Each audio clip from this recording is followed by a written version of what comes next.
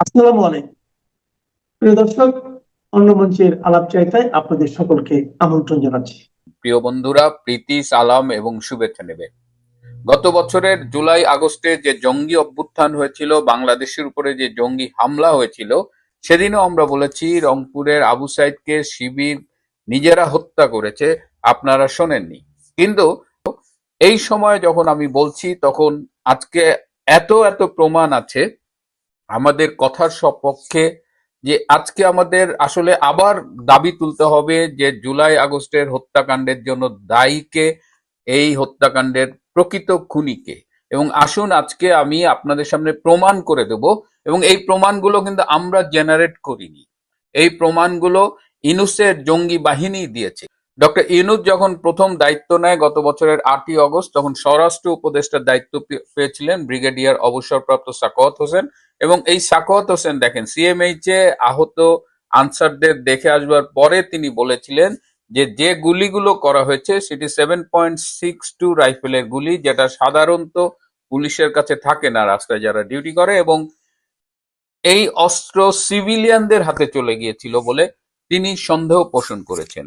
সিভিলিয়ানরা আসলে কারা? আমরা কিন্তু এর আগে একটা ভিডিওতে দেখেছিলাম, আমার অনেক আগের একটা শোতেও দেখিয়েছিলাম, যে বোরকা পরিহিত একজন, তার হাতে একটা AK-47 রাইফেল, এবং তিনি ভিড়ের মধ্য গিয়ে গিয়ে সেটা সেনাবাহিনীর ট্রাকে একজন সৈনিকের হাতে তুলে দিচ্ছেন।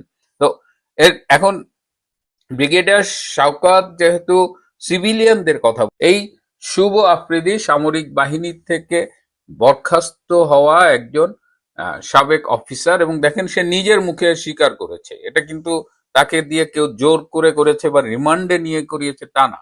তাদের পক্ষের লোকই কিন্তু আবার বিভিন্ন সময়ে প্রমাণ দিয়ে দিয়েছে, তারা মেট্রো রেল ভেঙেছে, তারা এই সেতু ভবন ভেঙেছে। এবং এই প্রমাণগুলো থাকা সত্ত্বেও আমি জানি না শেখ হাসিনার পক্ষে যিনি রাষ্ট্র কর্তৃক নিয়োজিত আইনজীবী ছিলেন, যিনি ফাঁসির রায়ের পরে হাসতে হাসতে বলেছিলেন ভীষণ কষ্ট পেয়েছেন, সেই লোক এই প্রমাণগুলো আদালতের সামনে দিয়েছেন কিনা, এবং দিলেও কোনো লাভ হতো না, কারণ এই রায় পূর্ব নির্ধারিত এবং এই রায়ের আউটলাইন আগের থেকেই করা ছিল। এখন এই যে এতগুলো হত্যাকাণ্ড সংগঠিত হলো, এবং ডক্টর ইউনূস 2-3 দিন আগে সেনাবাহিনীর উদ্দেশ্যে একটি বক্তব্যে বলেছেন যে সেনাবাহিনী তাদের এই জঙ্গি অভ্যুত্থানে হেল্প করেছে, এটা আসলে সেনা এবং জঙ্গিদের একটা সম্মিলিত অভ্যুত্থান ছিল। এবং ডক্টর ইউনূস আরো বলেছেন যে এর সাথে বিদেশি শক্তিও জড়িত ছিল। আমরা বলি যে ডক্টর ইনুস এর আগে যিনি মাহফুজ নামের একটা বাচ্চা ছেলেকে নিউ ইয়র্কে বলেছেন মাস্টার মাইন্ড, কিন্তু ডক্টর ইউনুস নিজে মাস্টার মাইন্ড ছিলেন। এবং ডক্টর ইউনুস এই যে বিদেশে বসে দেশ বিরোধী ষড়যন্ত্র, শেখ হাসিনা বিরোধী ষড়যন্ত্র, সেখানে ফান্ডিং করেছেন। আগস্টের 5 তারিখের আগে তিনি প্যারিসে ছিলেন, তখনও তিনি ফোনে অনেকের সাথে যোগাযোগ করেছেন। এখন আমি প্রশ্ন তুলতে চাই যে হত্যাকাণ্ডের দায় ইউনূস এবং তার জঙ্গি বাহিনীর, যে হত্যাকাণ্ডগুলো তারা সংগঠিত করেছে তার স্বীকারোক্তি আছে, সেখানে আমরা তো বলতে চাই যে প্রতিটা মৃত্যুর একদম বিশদ তদন্ত হোক, বের করা হোক, এবং বের করলে দেখা যাবে যে অধিকাংশ হত্যাই ইউনূসের জঙ্গি বাহিনী করেছে। কিছু হত্যা পুলিশ করেছে, ইটস ট্রু, কারণ যখন রাষ্ট্রীয় গুরুত্বপূর্ণ স্থাপনা আক্রান্ত হয় তখন হয়তো তার স্থানীয় ম্যাজিস্ট্রেট বা যারা থাকে তাদের নির্দেশে হয়তো পুলিশ গুলি করে, এবং সেই গুলিতে কিছু ক্যাজুয়ালিটি হতে পারে। কিন্তু একথা জোর দিয়ে বলা যায় যে এই মৃত্যুর অধিকাংশই ইউনূসের কিলার বাহিনী দ্বারা সংঘটিত হয়েছে। এই টোটাল জুলাই আগস্টে প্রচুর পুলিশ মারা গেছে, সরকারিভাবে বলা হচ্ছে 44 জন পুলিশ মারা গেছে, কিন্তু বাস্তবে এই সংখ্যা 3000 পর্যন্ত হতে পারে। অনেক পুলিশ আজ অব্দি মিসিং। এই পুলিশদের কারা হত্যা করলো সেই বিচারটা কেন আজ পর্যন্ত হচ্ছে না? তাড়াহুড়া করে আইসিটিতে একটা বানোয়াট মিথ্যে মামলায় শেখ হাসিনাকে খুনের দায়ে একটা মৃত্যুদণ্ডের রায় দিয়ে একটা মানে, এর ফলে কি হয়েছে, অধিকাংশ মানুষ এবং পৃথিবীর অধিকাংশ সংস্থা বলেন, দেশ বলেন, তারা কিন্তু এই বিচারটাকে প্রত্যাখ্যান করেছে। কেবলমাত্র যারা একদম ডাইহার্ট রাজাকার, ডাইহার্ট জামাত শিবির কিংবা বিএনপির এক অংশ যারা জামাতেরই অপভ্রংশ বলে আমরা মনে করি, তারা ছাড়া সবাই এটি প্রশ্ন তুলছে। আওয়ামী লীগের উচিত হবে, যারা শেখ হাসিনার পক্ষে কাজ করছেন তাদের উচিত হবে এই বিশ্বের কাছে তুলে ধরা যে জুলাই আগস্টের হত্যাকাণ্ডের মূল খুনি হলো ডক্টর ইউনূস এবং তার অনুসারীরা। সব তথ্য প্রমাণ বিশ্লেষণ করে এবং দেখে একথা নিশ্চিত করে বলা যায় যে শেখ হাসিনার নির্দেশে একটিও হত্যাকাণ্ড সংঘটিত হয়নি এবং তিনি কোনো খুনের বা হত্যার নির্দেশ দেননি। নমস্কার, আমি তরুণ ঘোষ। বাংলাদেশ ইস্যুতে মালিক, বুঝতেই পারছেন, মালিক কিছুটা নীতির পরিবর্তন ঘটিয়েছেন।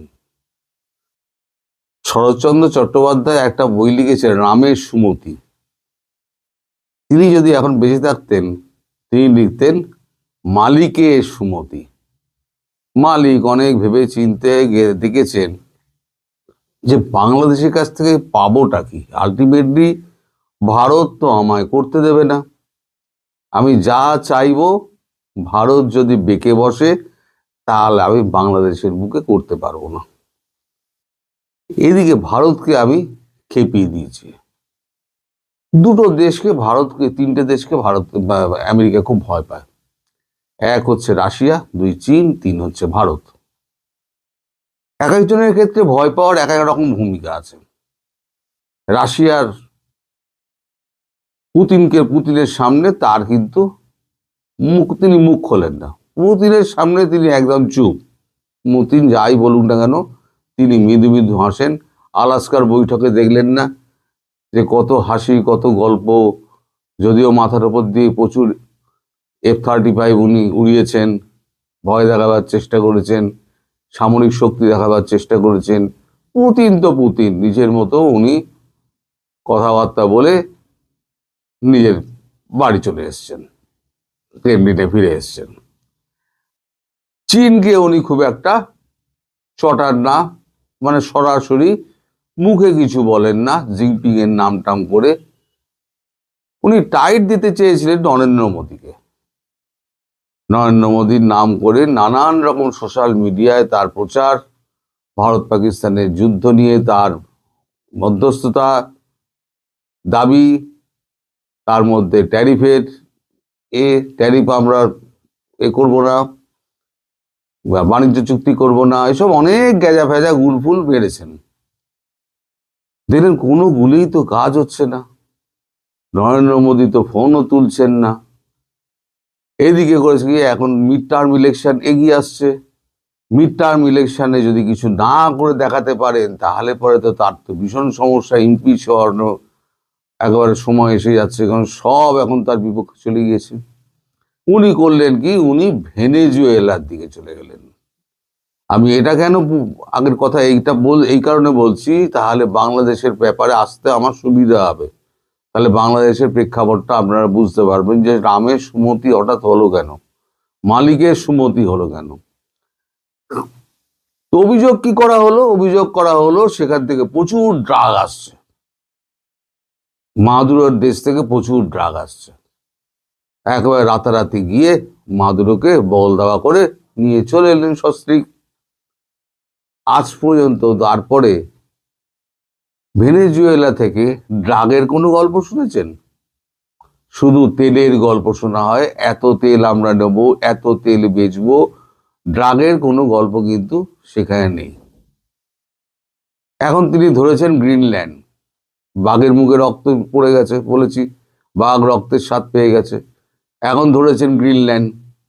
এখন গ্রিনল্যান্ড উনি বলেছেন আমি দখল করব, জোরপূর্বক দখল করব। এখন এই নিয়ে ন্যাটোর মধ্যে গন্ডগোল লেগে গিয়েছে। 32টা দেশের মধ্যে আগে তো ব্রেক্সিট করে বেরিয়ে গিয়েছে যুক্তরাজ্য, মানে ব্রিটেন আগে বেরিয়ে গেছে ব্রেক্সিট করে, রইল পরে 31। সেখান থেকে 31 নম্বর, প্রথম নম্বর ব্যক্তি যিনি করেছিলেন সেই ট্রাম্প বাবু, তিনি যদি মালিক যদি এখন উল্টো এখন গাইতে শুরু করেন তাহলে রইল কোথায়? 32-এর জায়গায় দুটো চলে গেল, রইল গিয়ে 30। এই 30টা ইউরোপিয়ান দেশ এখন নিজেদের মধ্যে বিপদের আশঙ্কা করছে। তারাও একেবারে সম্মিলিতভাবে বলেছে আমরা নেদারল্যান্ডের পাশে দাঁড়াবো। এবার নেদারল্যান্ডে সৈন্য সমাবেশ হচ্ছে, ফ্রান্স ওখানে সৈন্য পাঠিয়ে দিয়েছে। একেবারে যুদ্ধের রণডঙ্কা বেজে গেছে। এই যুদ্ধ হচ্ছে অশুভ যুদ্ধ হবে সেটা জানা কথা, কিন্তু একটা ঘোঁট পেকে গেল। এই যে একটা ন্যাটো বাহিনী, এই ন্যাটো বাহিনী আদৌ টিকবে কিনা, কারণ একটা বৃহৎ অংশ দিত আমেরিকা। আমাদের মালিকের বক্তব্য হচ্ছে যে ওরা রক্ষা করবে, ন্যাটো রক্ষা করবে ইউরোপ। তাহলে আমেরিকা এত পয়সা দেবে কেন? কারণ আমেরিকার নিজস্ব শক্তি যথেষ্ট, সে পৃথিবীর নাম্বার 1 শক্তিধর দেশ, তার মিলিটারি শক্তি, তার বাজেটের $1.5 ট্রিলিয়ন তার বাজেটের ডিফেন্সে খরচা হয়। সে কেন এখানে নাক গলাতে যাবে?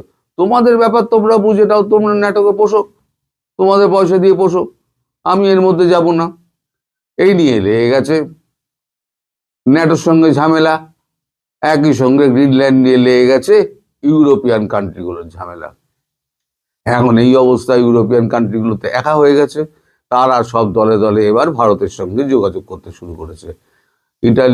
ইটালি প্রাইম মিনিস্টার মিলোনি বলেছেন যে আমাদের ফ্রান্সের প্রেসিডেন্ট ইমানুয়েল ম্যাক্রো, তার পদাঙ্ক অনুসরণ করতে হবে। তিনি যেরকম ভাবে ভারতের সঙ্গে চুক্তিবদ্ধ হয়েছেন, আমাদেরও ভারতের সঙ্গে চুক্তিবদ্ধ হতে হবে।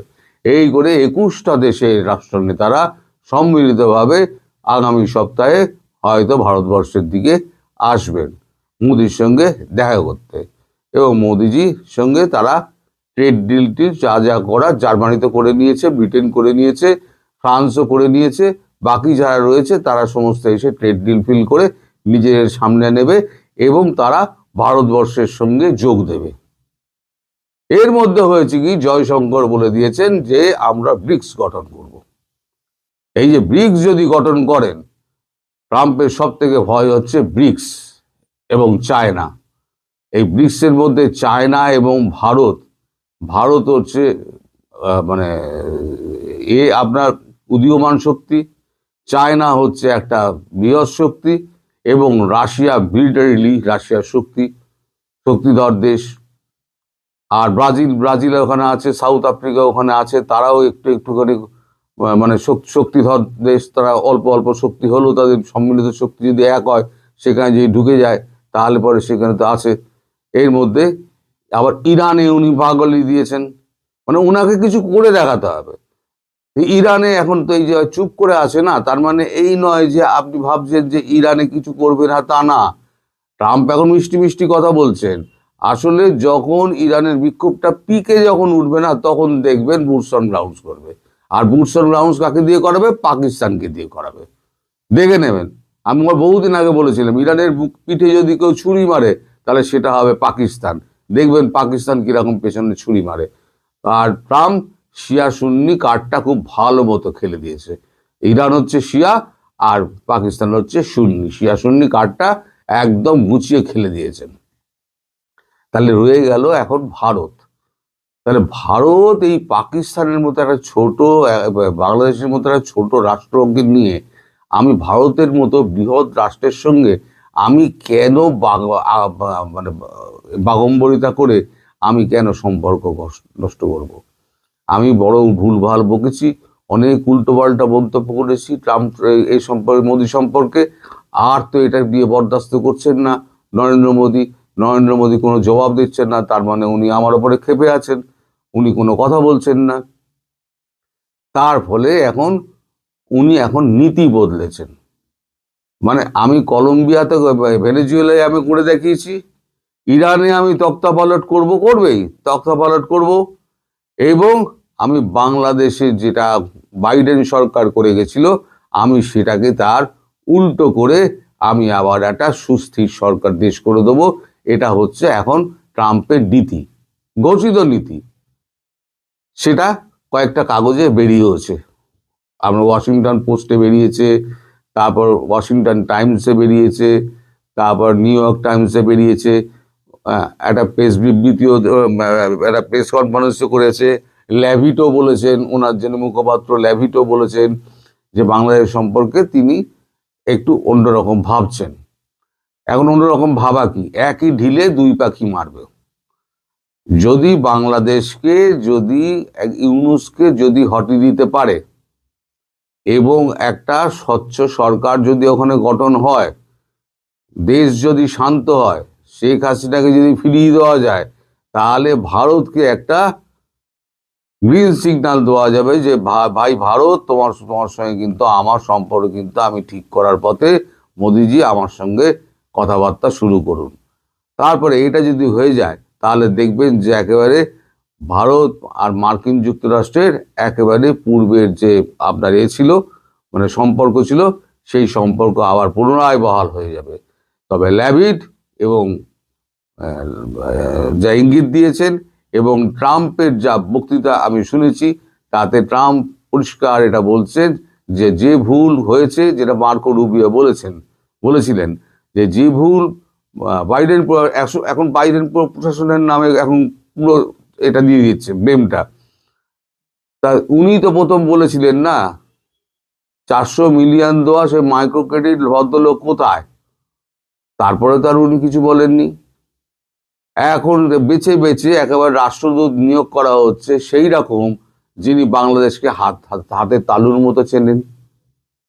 এদিকে আপনার যে দক্ষিণ পূর্ব এশিয়া এবং মধ্য এশিয়ার যে চার্জে যাকে দেওয়া হয়েছে, তিনিও একজন তুখোড় লোক, সার্জিও গোর। তিনিও এসে একেবারে অজিত দোভালের সঙ্গে আর এর সঙ্গে বিদেশ মন্ত্রীর সঙ্গে আমাদের জয়শঙ্কর তার সঙ্গে বসে একেবারে ধোঁয়াধার ব্যাটিং করছেন। সব মিলিয়ে বাংলাদেশে সুসময় আসছে। অর্থাৎ আমি যেটা বলেছিলাম যে ইউনূস টিকবে না এবং এই ভোট হবে না, এই যে ভোট করার ব্যাপারে আওয়ামী লীগকে অন্তর্ভুক্ত করার ব্যাপারে এই যে দুজন কূটনীতিক গিয়েছিলেন ইউনূসের সঙ্গে দেখা করতে, ইউনূস যেখানে মানে বিরক্ত হয়ে রাগের মাত্রা হারিয়ে উনি বিস্কুট আছড়ে নিচে ফেলেন, সেইখানে ওনাকে বলা হয়েছিল যে আওয়ামী লীগকে আপনি ফেরাবেন কি করে। তো উনি বলেছিলেন ট্রুথ কমিশন। তো এরা বলেছিল ট্রুথ কমিশন কি, ট্রুথ অ্যান্ড রিকনসিলিয়েশন কমিশন না কি একটা আছে, সেটা তো আন্তর্জাতিক স্তরে হয়, আপনি কি করবেন। তখন বলে ভোট আমি করবোই 12 তারিখ। উনি ওনারা যাওয়ার সময় বলে গেছেন আচ্ছা দেখা যাবে, লেটস সি। তার মানে আমেরিকা ভোটটা করতে দেবে না, আর ভারত তো করতে দেবেই না। সুতরাং আমি যেটা আগেও বলে যাচ্ছিলাম, এখনো বলে যাচ্ছি, ভবিষ্যতেও 12 তারিখে আমি রাত্রিবেলা 12:59 বলবো যে ভোট হচ্ছে না। আপনারা নেহাতি চিন্তা করছেন ওই প্রধানমন্ত্রী হওয়ার স্বপ্ন তারেকের হবে না। তারেককে আবার লন্ডনে ফিরে যেতে হবে। তিনি ওই পাস নিয়ে এসছেন, সাময়িক একটা পাস নিয়ে এসছেন, তিনি আবার ফিরে যাবেন। জামাত যে যার গর্তে ঢুকে যাবে, শেখ হাসিনা ফিরে যাবেন। ওখানে একটা অন্তর্বর্তী সরকার একটা তৈরি হবে, সেটা ভারতের মনোনীত সদস্যকে দিয়ে তৈরি হবে, আর নির্বাচন হবে। আর নির্বাচন হলে কি হবে আপনি আমি সবাই জানি। তারপরে হবে আসল খেলা, যে খেলা এই যে যত কচি কচা সংসদ যত মনে ছিল না মন্ত্রী হবে, এইসব মন্ত্রী হওয়া, এই যে মিটিং করে জামাতের সঙ্গে আমার 6 জন মন্ত্রী হবে, তার মানে 6 জন মন্ত্রী হবেন উনি একেবারে নিশ্চিত হয়ে গেছেন। তাহলে কিরকম ইলেকশন উনি অ্যারেঞ্জ করছেন আর কি, এইরকম ইলেকশনের কি মাথা মুন্ডু আছে ভগবান জানে। হ্যাঁ, তা আবার বলছে ইতিহাসের সর্বশ্রেষ্ঠ ইলেকশন হবে, সারা পৃথিবী চেয়ে দেখবে এরকম একটা ইলেকশন। চেয়ে পৃথিবী দেখবে বটে যদি ইলেকশনটা হয়। আর আপনি যদি সুস্থ শরীরে দেশে মানে জেলের বাইরে থাকেন, তারপর কি হবে জেলের ভেতরে সে তো আল্লাহ জানে, আর আপনার ভাগ্য আমরা তো জানি না। তবে মালিক কিন্তু ঘুরে গেছে, মালিক কিন্তু আপনাকে আর বাঁচাতে আসবে না। মালিকের লোকজন আপনাকে এখন শুধু চাপ দেবে, আর এখানে ফ্যাংশনের মুখে ফেলে আপনাকে একেবারে পর্যুদস্ত করে দেবে। সুতরাং 12 তারিখে ইলেকশন তো হচ্ছেই না, হয়তো ইলেকশন পেছোতে পারে, সেখানে একটা অন্তর্বর্তী সরকার বা নিরপেক্ষ একটা সরকার হবে সবাইকে নিয়ে, সেখানে একটা নির্বাচন হবে, সেখানে সব দল থাকবে নির্বাচনে, সেইটা হবে শেখ হাসিনার প্রত্যাবর্তন। কারণ সেটা কবে হয় খুব নজর রাখুন, যেরকম তৎপরতা চলছে তাতে খুব একটা দেরি হবে বলে আমার মনে হচ্ছে না। কারণ মালিক একেবারে প্রকাশ্যে বলে দিয়েছেন আমি আর পূর্বের অবস্থানে নেই। সুতরাং অপেক্ষা করুন, সবাই ভালো থাকুন। মানে গতকালকে হাসনাত আব্দুল্লাহর এই বক্তব্যের পর এটা নিয়ে চারদিকে আলোচনা শুরু হয়েছে যে হাসনাত আসলে কাকে বলছেন, কাকে তিনি এই ভণ্ড হিসেবে আখ্যায়িত করেছেন। এটা কি সার্জিস, নাকি নাসিরউদ্দিন পাটোয়ারি, নাকি আসলে অন্য কোন দলের রাজনৈতিক নেতাকে? যদি অন্য কোন দলের রাজনৈতিক নেতাকে বলেন, হাসনাতের একটু ভাবা উচিত ছিল আসমানে স্যাপ মারলে, মানে থুথু মারলে সেটা নিজের গায়ে আসে। কারণ এনসিপির মধ্যেও তো আমরা এই ধরনের লেবাস দেখতে পারি, যেটা হাসনাত আব্দুল্লাহ মনে করেন যে এটা ভণ্ডামি। তো ভণ্ডামিটা কি? এই মুহূর্তে এনসিপি জামায়াত ইসলামের একটা জোট, আর বিপরীতে বিএনপি। তো বাংলাদেশের নির্বাচনের কিছু জিনিস আছে কি, নির্বাচন আসলে ওয়াদার ফুলঝুরি চলে, নির্বাচন আসলে কোলাকুলি মুসাফার একটা কি বলা হয় যে হুলুস্থুল কাণ্ড চলে। এর বাহিরে আরেকটা আসে, সেটা হচ্ছে পাঞ্জাবি পড়া। একজন রাজনৈতিক নেতা তিনি পাঞ্জাবি পড়বেন। আবার ধর্মীয় পয়েন্ট অফ ভিউতে অনেকে আবার একটু টুপিও লাগায়, যেন দেখতে একটু অন্যরকম লাগে, একটু সুফি সুফি ভাব লাগে। জনগণ যেন মনে করে আহারে অমুক ভাইয়ের চরিত্র ফুলের চেয়েও পবিত্র। তবে হাসনাত আব্দুল্লাহ মনে করছেন এরা আসলে সবাই ভণ্ড। তা আমরা দেখছি ইদানিং সময়কালে সার্জিস আলম টুপি পরা শুরু করছেন। তিনিও কি ভণ্ডামের উদ্দেশ্যে পড়ছেন, নাকি হজ করে আসার পরে? নাসিরউদ্দিন পাটোয়ারি আগাগোড়া সবসময় চুল টুল শার্ট পাটলে হাঁটতো, এখন দেখেছি নিয়মিত পাঞ্জাবি টুপি পরছেন। নির্বাচনে ভোট পাওয়ার ধান্দামি ভণ্ডামি, নাকি আসলে ভেতর থেকে হেদায়েত হয়ে গেছেন?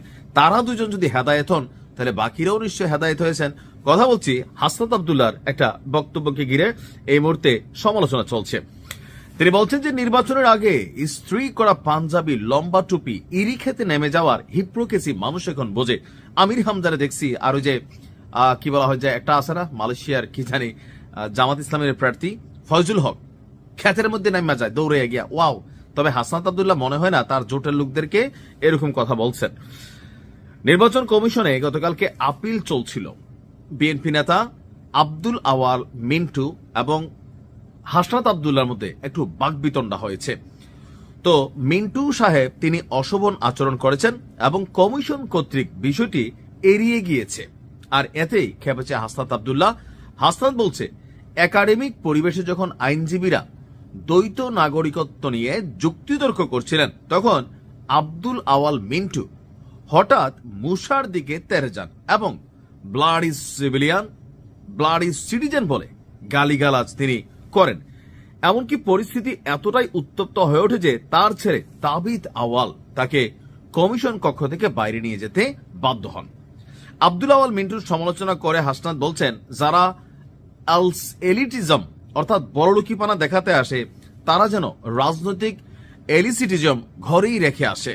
আপনি কাউকে ব্লাডি সিটিজেন বলবেন, আবার তাদের কাছেই ভোট চাইবেন, সেটা হবে না। হাসনাতের অভিযোগ, আব্দুল আওয়াল মিন্টু সাহেব তিনি আসলে বিদেশে অর্থ পাচারকারী এলিট শ্রেণীর একটি অংশ, যারা ক্ষমতাসীন আওয়ামী লীগের সঙ্গে আতাত করে নিজেদের ব্যবসায়িক স্বার্থ রক্ষা করেছে। রক্তের উপরে দাঁড়িয়ে যারা ব্যবসা করেন, সেফ এক্সিট নেন, তাদের আমরা 24 পরবর্তী বাংলাদেশে দেখতে চাই না। কেন দেখতে চাও না হাসনাত? এইটা তো আর একটা ফ্যাসিস্ট টাইপ সেন্টেন্স হয়ে যায়। কারণ কি, তোমার যখন ভালো লাগে না কারো বক্তব্য, আমি কিন্তু হাসনাতের খুবই সাপোর্টার, তাই না? আপনারা যারা আমার নিউজ দেখেন, কিন্তু এই ধরনের বক্তব্য হাসনাতের জন্য ঝামেলাযুক্ত। কেন? আমার মতের বিরুদ্ধে গেলে ভাই তার পক্ষে সরকার কাজ করে, আমার পক্ষে আসলে সরকার নিরপেক্ষ নাকি?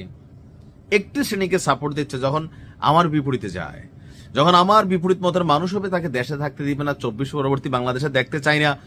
তো কোনো সময় 24-এর জায়গায় তো 48 পরবর্তী হইতে পারে, 37 পরবর্তী হইতে পারে, 30 পরবর্তী হইতে পারে। তখন তো তোমাদের সবাইরও মানুষ দেশ থেকে বের করে দিবে, বা তোমরা পালাই যাবা। কেন? কারণ তোমরা তো আজকে এগুলোই তৈরি করতেছো। মতের বিরোধ হতে পারে, রাজনীতি মানে ক্ষমতা। ভাই তুমি ক্ষমতায় কেন যাবে?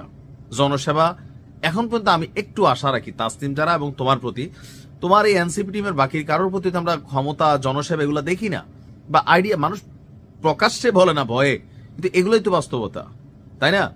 রাজনৈতিক নেতারা রাজনীতি করবে, ক্ষমতার জন্য মারামারি করবে, কামড়াকামড়ি করবে, কিন্তু পাঞ্জাবি টুপি, তারপর হচ্ছে যে এই লম্বা লম্বা ড্রেস রেখা ভণ্ডামি, এখন এই কথাগুলো আসলে কারো বোঝানো হয়েছে, হাসনাতের আসলে ভালো জানে। আমি মনে করি এটা ক্লিয়ার ব্যাখ্যা দেখ, নয়তো কেউ কেউ ভাবছেন সার্জিস এবং নাসিরউদ্দিন পাটোয়ারিকে মুখোশ খুলে দিছে, কেউ ভাবতেছেন বিএনপিতে অনেক নেতা আছেন, পাঞ্জাবি পরেন, টুপি পরেন না, তবে টুপি পাঞ্জাবি পরেন এমন একটা নেতা জামাতেও আছেন। মানে অনেক কিছুই ভাই। আশা করি হাসনাত বিষয়টা ক্লিয়ার করবে। ভালো থাকুন। আওয়ামী লীগের পক্ষ থেকে আমেরিকা প্রশাসনের সঙ্গে একটা যোগাযোগ রাখার একটা উদ্যোগ নেওয়া হয়েছে, এবং সেই উদ্যোগটা কতটা সফল হয়েছে, কি হচ্ছে বা হবে কি হবে না, সেটা ভবিষ্যৎ বলবে। কিন্তু যেটা মূল বিষয়টা, বাংলাদেশের এই আসন্ন নির্বাচনে মানে আওয়ামী লীগের মতো একটা বৃহত্তম দলকে একেবারে বাদ দিয়ে নির্বাচনটা শেষ পর্যন্ত বিএনপিও বাদ ছিল, এটা ঘটনা। কিন্তু বিএনপি তো আওয়ামী লীগের মতো বড় দল নয়, কিন্তু সেই দলটি বাদ থাকা অবস্থায় একটা নির্বাচন হলে কতটা আমেরিকার গায়ে আবার কলঙ্কের দাগ না লেগে যায়। ফলে আমেরিকারও একটা কিন্তু চাপ আছে, চাইছে একটা কোন রকম, আমার যতদূর ধারণা, আমি বলতে পারবো না যে স্যার গোর এখন এই বিষয়ে আলোচনা করেছেন কিছু, কিন্তু আমি যেটা জানি আওয়ামী লীগের পক্ষ থেকে তারা আমেরিকা প্রশাসনের সঙ্গে ইতিমধ্যেই যোগাযোগ করেছেন, যোগাযোগ করছেন, যাতে কোনোভাবে নির্বাচনটাকে গ্রহণযোগ্য করা যায়। গ্রহণযোগ্য করার অর্থ একটাই, সেটা হচ্ছে আজকে অন্তত পররাষ্ট্রমন্ত্রী, সাবেক পররাষ্ট্রমন্ত্রী হাসান মাহমুদ যা বলেছেন, সেটা হচ্ছে ইউনূসের পদত্যাগ, ইউনূসের পরিবর্তে একটা নতুন কেয়ারটেকার সরকার, তার অধীনে নির্বাচন হলে আওয়ামী লীগের পক্ষে কারণ বর্তমান ইউনূস সরকার লেভেল প্লেইং ফিল্ড দেবে না। ফলে এই বিষয়টা নিয়ে আমেরিকা সিদ্ধান্ত নিচ্ছে কি নিচ্ছে না, এটা এখন বলবো আমি জল্পনা স্তরে আছে। ফলে একটা আলোচনা হচ্ছে না, আপনি সঠিক প্রশ্ন করেছেন, এবং আমার ধারণা একটা আলোচনা কোথাও একটা নিশ্চিতভাবে চলছে। কিন্তু আমেরিকার কাছে একটা প্রশ্ন আসছে, যে প্রশ্নটা আমেরিকাকে শুনতে হবে ভবিষ্যতে, যে বা আওয়ামী লীগ ব্যতীত একটা নির্বাচনকে তারা যে অনুমোদন দিলেন, সেই অনুমোদনটা কতটা বিশ্বের কাছে গ্রহণযোগ্য হতে পারে। সেই বিষয়টা একটা আমেরিকার উপরও, ট্রাম্পেরও তার নিজের দেশের কনস্টিটিউয়েন্সিতে এই প্রশ্ন উঠতে পারে আর কি। ফলে এটা ট্রাম্পের পক্ষে কতটা সুখকর হবে, বাংলাদেশে একতরফা একটা নির্বাচন, যে নির্বাচনে আওয়ামী লীগ থাকবে না, সেটা আমেরিকার ট্রাম্প হয়তো সেটা অনুমোদন দিলেন, বিএনপি বা জামায়াত তারা ক্ষমতায় এলেন, কিন্তু ট্রাম্প কি তার নিজের দেশের মানুষকে বোঝাতে পারবেন যেটা কেন দরকার ছিল? আমি জানি না। তিনি এখনো বাংলাদেশের নির্বাচন নিয়ে কোনো কমেন্ট করেননি প্রকাশ্যে, এমনকি আওয়ামী লীগের বিরুদ্ধেও কমেন্ট করেন। নির্বাচনে আসার আগে বরং তিনি কমেন্ট করেছিলেন যে বাংলাদেশে হিন্দুদের উপর অত্যাচার হচ্ছে, সেটা বিবৃতি দিয়েছে। আর ইলেকশনের একটা অন্যতম প্ল্যান ছিল যেটা। তাহলে সেই হিন্দুদের উপর অত্যাচারের ঘটনা যখন ট্রাম্প বলেছিলেন, সেটা অনেকাংশে ভারতকে সন্তুষ্ট করা, একই সঙ্গে আওয়ামী লীগকেও সন্তুষ্ট করা বলেই আমার মনে হয়। এখন যদি ট্রাম্প কোনো নতুন সিদ্ধান্ত নিয়ে থাকেন সেটা আমার কাছে জানা নেই, তবে আমেরিকা একটা খুবই মরিয়া হয়ে একটা মধ্যস্থতা করার চেষ্টায় আছে, এই বিষয়ে কোনো সন্দেহ নেই। কারণ সার্জি গোর তিনি কেবলমাত্র ভারতের রাষ্ট্রদূত নন, না, তিনি দক্ষিণ এশিয়া এবং মধ্য এশিয়া তারও দায়িত্ব। ফলে বাংলাদেশে যিনি আমেরিকান রাষ্ট্রদূত আছেন, তারও প্রায় প্র্যাকটিক্যালি বস বলা যেতে পারে সার্জি গোর। ভারত বাংলাদেশ যদিও বা এক হতে পারে, কোনো এক সুরে আসতে পারে, ভারত আমেরিকা বাংলাদেশ এক সুরে আসবে এটা আমার কাছে বিশ্বাসযোগ্য মনে হয় না। আমেরিকা বাংলাদেশ এক সুরে আসতে পারে, কিন্তু এটা ভারতের সিদ্ধান্ত, যেটা সেই সিদ্ধান্ত হচ্ছে যে আমেরিকা যা যা বাংলাদেশকে ব্যবহার করতে চায়, যেভাবে ব্যবহার করতে চায়, এটা উপনিবেশ হিসেবে, সেই উপনিবেশ হিসেবে আমেরিকা যে ব্যবহার করতে চায়, সেটা ভারত কখনোই সায় দেবে না। ভারত সেন্ট মার্টিন দ্বীপকে দিয়ে দেওয়ার বিরোধী ছিল, ভারত বঙ্গোপসাগরে কোনো আমেরিকার সামরিক ঘাঁটি হোক তার বিরোধী। ভারতের সামরিক প্রধান সেই সময় যিনি ছিলেন, তিনি প্রকাশ্যে বলেছিলেন ভারত চায় না এরকম কোন তৃতীয় দেশের ঘাঁটি হোক এখানে। ভারত কখনোই চাইবে না যে বাংলাদেশে একটা আমেরিকার সামরিক ঘাঁটি হোক। ভারত কখনোই চাইবে না যে আমেরিকা বাংলাদেশের মাধ্যমে ওই মায়ানমারের একটা করিডোর তৈরি করুক, এটা ভারতের নীতি নয়। ফলে আপনি বলছেন যে ভারত আমেরিকা চায় বার্মা অ্যাক্ট বাস্তবায়ন করতে, যেটা ভারতের সহযোগিতা সম্ভব না, ভারত সেখানে সহমত নয়। ফলে একটা মৌলিক পার্থক্য রয়েছে, এবং ভারতের যদি আপনি বলেন, ভারতের অধিকাংশ মানুষ তারা কিন্তু আমেরিকা বিরোধী, তারা ওটাকে মনে করে সাম্রাজ্যবাদী দেশ। এবং আজকে একটা প্রধান কাগজের হেডলাইন হয়েছে ইয়াংকি শব্দ ব্যবহার করে। ইয়াংকিটা খুব মানে এক ধরনের স্ল্যাং। আজকে টাইমস অফ ইন্ডিয়া কাগজের হেডলাইন হচ্ছে ইয়াংকি। ফলে এইটা হচ্ছে ভারতের মানসিকতা।